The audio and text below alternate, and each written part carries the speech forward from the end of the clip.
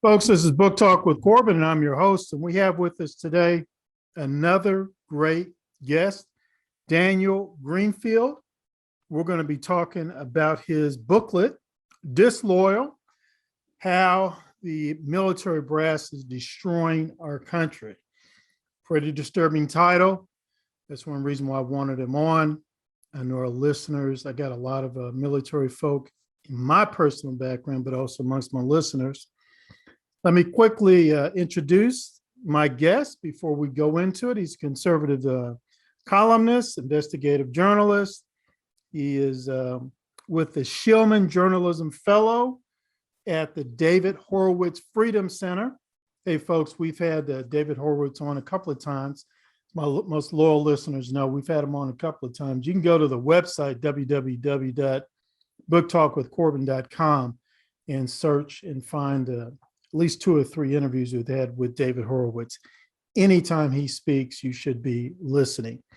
Now, our guest, he's done some, his op-eds have appeared in the Jerusalem Post, Newsweek. He has a blog, personal blog called Sultan Kanish. Very prolific writer, fantastic journalist. He writes on all sorts of stuff, folks. Everything from terrorism attacks in Europe and Israel to he touches upon issues with the NFL to leftist politics in America. And again, we're here to discuss his latest booklets, about 40 pages, Disloyal: How the Military Brass is Destroying, or not destroying, but betraying our country. Sir, thank you so much for being with us. My pleasure. Thank you so much for having me on. It's a really important issue. You better believe it's an important issue, and it's a disturbing one. I'm hoping that you'll say to me that maybe you exaggerated a little bit with that title. Are you able to say that to me, or are you saying something else? A few weeks ago, this would have been a really tough discussion. Right now, we're looking at Afghanistan. We're seeing this really bizarre spectacle where the Secretary of Defense, where the Chairman of the Joint Chiefs is saying we can't go out and get Americans. We've got thousands of people just holding the inside of the airport. It's been announced that the Taliban have put the Haqqani network, which is basically Al-Qaeda. It's an interface between, kind of a fusion between Al-Qaeda and the Taliban, in charge of security in Kabul. The head of the guy who's now in charge of security in Kabul has a $5 million reward on his head from us. The British are going out there getting the people. The French are going out there getting the people. They're bragging about it. We're not going out and getting our people. What is going on here is the question that so many people are asking, so many Americans are asking: what has happened to our military leadership? I mean, we are seeing this right now. It's not just a theoretical thing that I wrote in the book. It's not just an anecdote that some people are reporting. You can turn on cable news and see it happening live right now. Happening right before our faces. Now, you say right here, exactly how is, from your standpoint, the military brass betraying our country? Is it has something to do with this whole woke mentality, critical race theory? What are you saying? That's definitely part of it. I mean, we've seen variations of this happening under Democrat presidents. Under the Clinton administration, it was all about getting women into the military. Under the Obama administration, it was all about using the military for environmental causes. Now it's all about critical race theory. The upshot is you basically have Democrats who are turning the military into their political platform. They're not focusing on war fighting. They're not focusing on success. And you've got brass who are very happy to play politicians, who are happy to give them what they want because they don't have to deliver real results on the ground. I mean, if you're spending all your time with whatever the current political cause is, you're virtue signaling about it, you're holding conferences about it, you don't have to deliver real world measurable results. You can just live in this fantasy world in which you're focused on the bumper stickers, you're not focused on the mission, and we're seeing the results again right now. Right now, as far as our ability to, as you put it, other countries are saying, no, we're going out and getting our folk out. Whereas the United States is saying, well, can't really do that. Yeah, it seems like we can't really do very much anymore. And that's the tragedy here. What part of your solution, do you see a solution, or what needs to be done? Is some of these policies need to be reversed and we just need to focus on the military getting the military prepared to do what it's supposed to be doing? No, I think one of the bigger picture issues here is cultural. One of the things the previous administration, the Trump administration, tried to do was decentralize this huge presence in Washington, D.C. That's a really big issue for the military. The top military brass are based out of D.C. They're based out of this entire huge government, what I call an imperial city. They're focused on being politicians. They're focused on appealing to senators. They're focused on dealing with the White House staff. Really this kind of politicization of the military. I mean, we think about it, yes, there's the wokeness factor, but there's also the general situation where some of the top military brass are operating like politicians. They're focused on politics. They're not focused on the mission. They are very far away from actually dealing with the real world situations and the real world crises.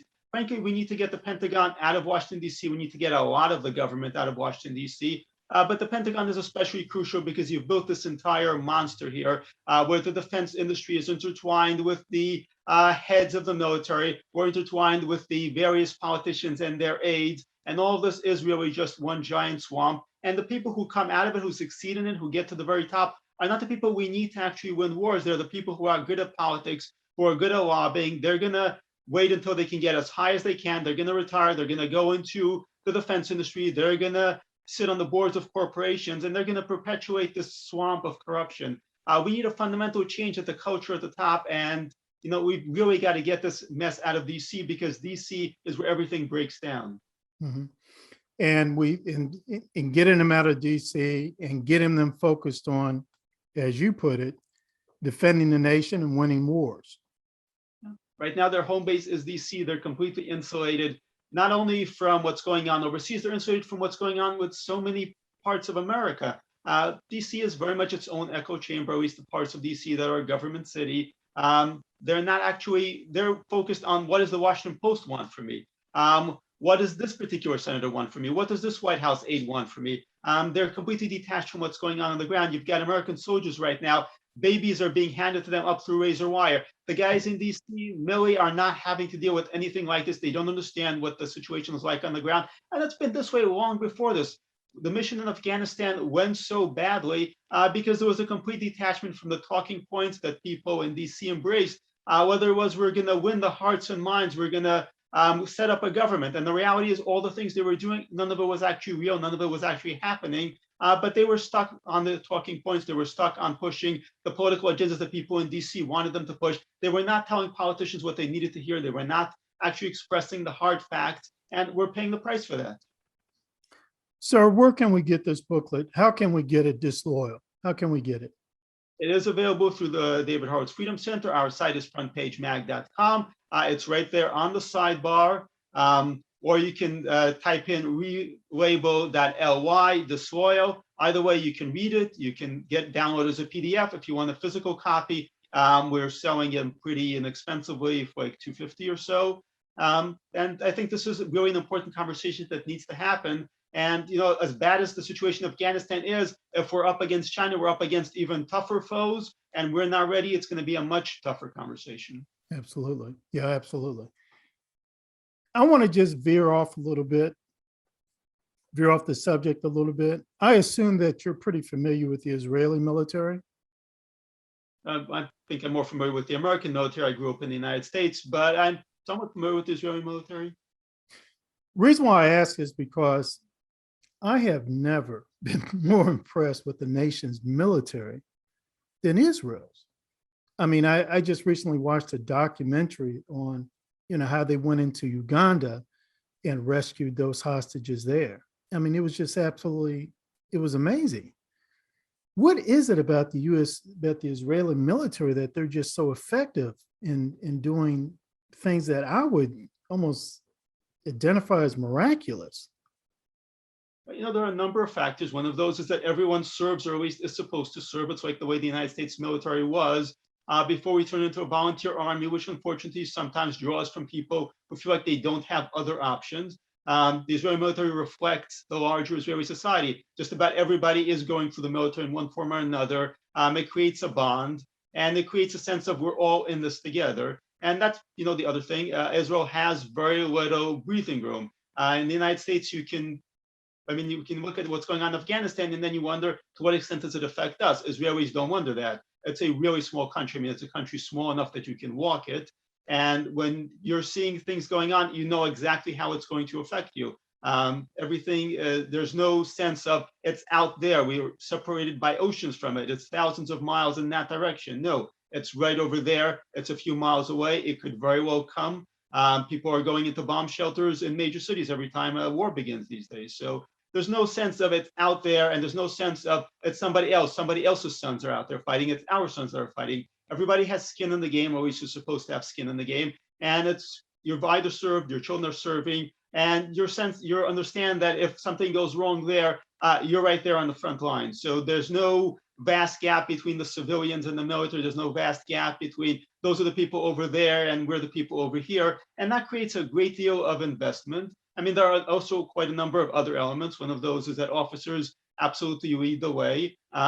You mentioned Entebbe, you had, I believe, the Air Force Chief of Staff actually in the air at the time, which is absolutely mind-boggling for any major military to do. But the Israeli philosophy, which goes back to its early days in the militias, because really the Israeli military was built out of militias not all that long ago, was the officers are supposed to take point, they're supposed to lead the way. And obviously, Israeli officers suffer a high rate of casualties, a much higher rate than any other military. But at the same time, you don't have the situation where people are just being sent off into danger and back home, nobody really understands what's going on.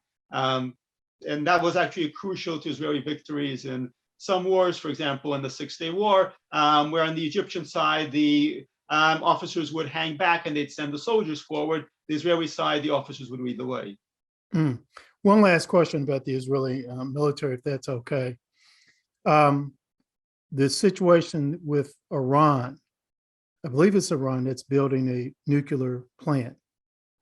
Now, I'm not the smartest guy in the world, but I'm a little disappointed that the United States hasn't just come out and said, if you build a nuclear reactor or whatever they're building is with nuclear stuff, we're going to take that as a direct threat to our great ally, Israel, and we're going to take it out. Now, am I missing something? Am I missing, not being very diplomatic, or maybe am I exaggerating the danger, Iran having nuclear capability would have to Israel? I mean, it's a danger to Israel. It's a danger to the United States, for that matter. Iran has a lot of terrorist groups associated with it. It could hand over nuclear materials to some of those terrorists. And just on an economic level, once it actually has nuclear weapons, it's going to believe that we can't do anything to it. It's going to blockade shipments of oil, which means energy prices are going to completely get out of control. I mean, they're pretty bad here. I'm in LA and I've seen $6 gas, but if Iran actually has nuclear weapons, it's able to choke off the supply, it's able to monopolize it to such a degree, and we don't boost production in this country, we're going to see a huge economic catastrophe here. And that's just the tip of the iceberg. Folks, this is Book Talk with Corbin. I'm your host. I have this brother right here, Mr. Daniel Greenfield. He is a Shillman journalism fellow at the David Horowitz Freedom Center. We have done several interviews with David Horowitz, a New York Times bestselling author, a couple of times. Go to the website, booktalkwithcorbin.com, and see some of the interviews we've done with David Horowitz. And I'm happy to say that we're soon, probably in a couple of weeks, we're going to have Mr. Daniel Greenfield's interview posted there and posted in other places. And we're discussing his latest pamphlet, Disloyal, How the Military Brass is Destroying Our Country. Sir, just one more time, let my listeners know where they can pick that up. So they can go to frontpagemag.com, or it's right there on the sidebar, or you can type in relabel.ly /disloyal, and that should take you directly to it. But either way, it's not at all hard to find. And this is the beginning of what we're doing on this issue. We're continuing to stay engaged with it. And as more attention is brought to it, as more people are asking about what's going on, what happened in Afghanistan, we're going to continue dealing with this because it's more relevant than ever before. Thank you so much, sir. I'm going to be in touch, and I really appreciate you.